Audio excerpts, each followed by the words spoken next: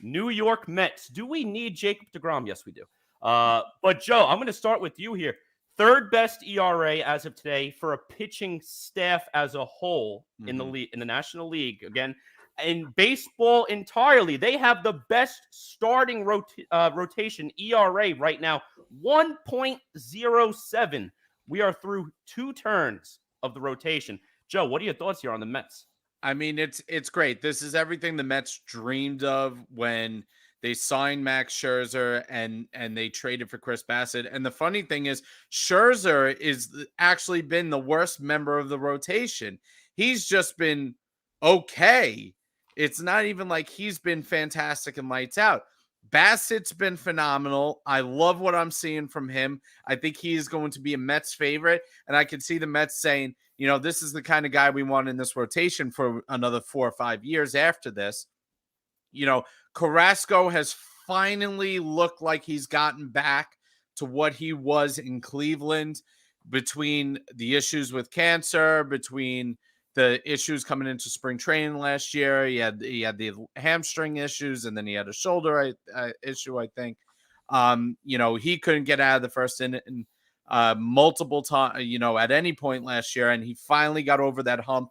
I think his first start, he actually gave up a home run in the first, which was funny, and didn't give up anything else.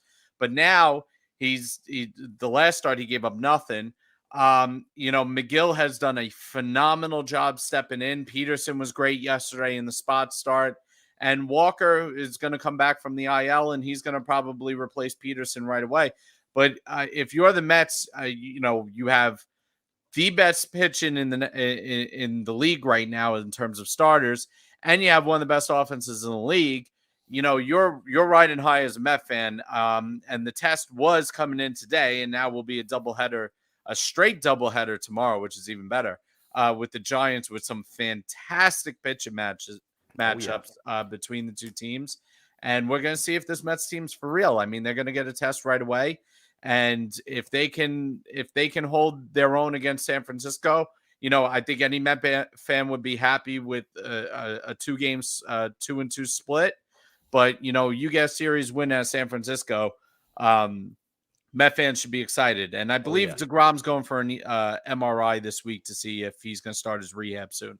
That is correct. So we will definitely be keeping our fingers crossed there. But yeah, I mean, listen, the rotation's been great. And I agree 100% with Steve in the chat here. Bassett was the most underrated move this offseason. I love Bassett. Had him on my fantasy team last year. Guy was a stud until he got drilled in the dome.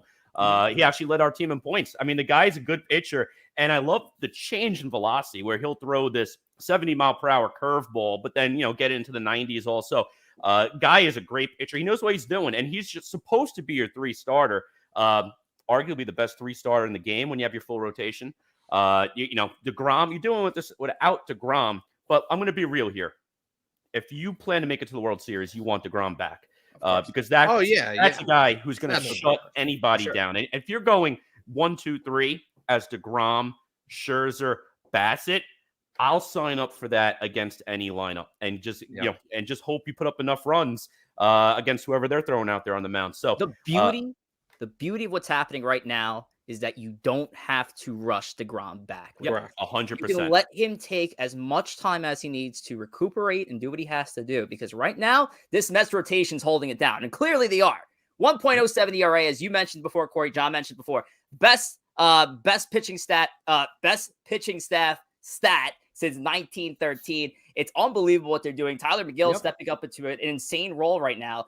I kind of question, though, hey, if things are going well, and yes, it's a small sample size, we're only talking 10 games, but if things are going well, by the time the Grom rolls around, who's the odd man out here? That's where it gets tough. That's a good question. And listen, now, go ahead, Joe. You let it play out. Right now, honestly, Walker's probably the odd man out at this particular moment. Walker's going to replace Peterson, who just had the spot start yesterday. But Walker's going to replace him. And at this particular moment in time, McGill has a 0 ERA. He's not leaving that rotation if he's still going strong. And nor should he, because the Mets need to have a young pitcher to groom, because Walker, Carrasco, and Bassett are all on short-term deals. And I think Carrasco's the only one with a year left on his contract after the season. So Megill needs to be there as long as he's pitching strong, because I think the Mets need him for the future. You can afford to play around with Walker, maybe in the bullpen or whatever it is you need. But that's a problem. That's a problem for a month from now. Let these guys continue to play it out. And at the end of the day, whoever's not pitching well, it probably will be Megill, as Jay Hertz says in the chat, simply because he'll probably have the options left. But it's going to be hard if he continues to pitch the way he's pitched to pull him. At the end of the day, performance speaks. Listen, if he has a 0 ERA in June, then yeah, I would assume you don't want to pull him out of the rotation. He's been good. The Mets starters have been as good as you could ask for. You got to see how it continues. Granted they had the Phillies for a series, but they also went against the world beating Nationals and Diamondbacks, two of the worst teams in the league. So the Giants is going to be an interesting test for this team. Yeah. Really see what they have, to see how this rotation stacks up against a good lineup. And how their offense goes up against just a good pitching staff and just a good team, right? The Giants were one of the best teams in baseball last year. Yeah.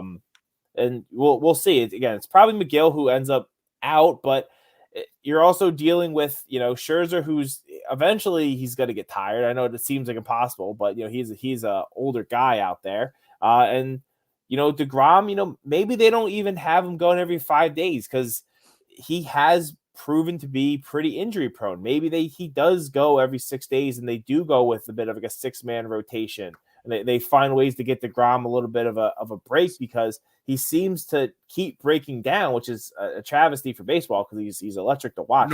Normally I would agree with you, but I think the veteran level that this pitching staff is, that a 6-man rotation is not going to serve this pitching staff well. Scherzer does not like to be messed with his regular day. You could still find a way to get DeGrom to go every 6 days. You could do things with shifting guys. Yeah, you can. If you say Scherzer, you're going every 5, but we're going to then roll the rest of these guys through and with off days and stuff to get DeGrom a little extra time. You do that with younger teams where you like the Angels have to do that because Ohtani obviously needs some extra days to rest.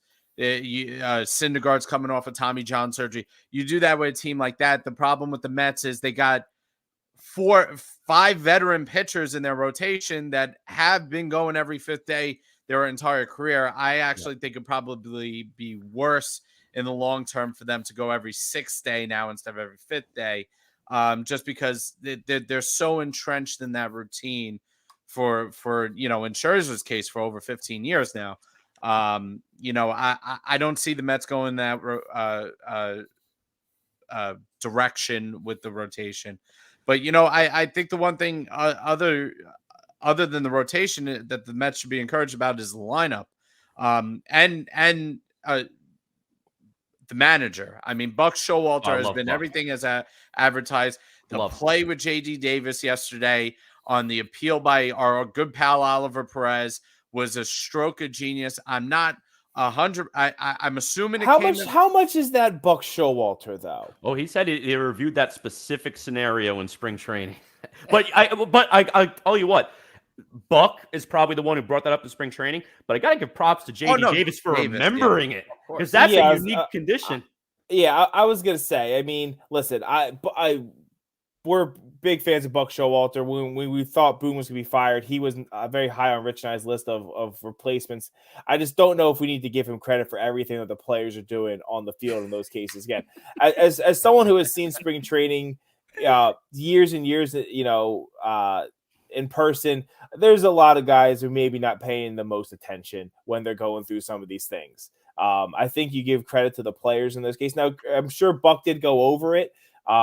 But I think you have to credit the players. It was a very smart play by JD Davis to realize that and to get caught up in it. It's not the first time we've seen that. We've seen it a few times last year, I know. Just a really smart play by him. And again, give Buck some credit, but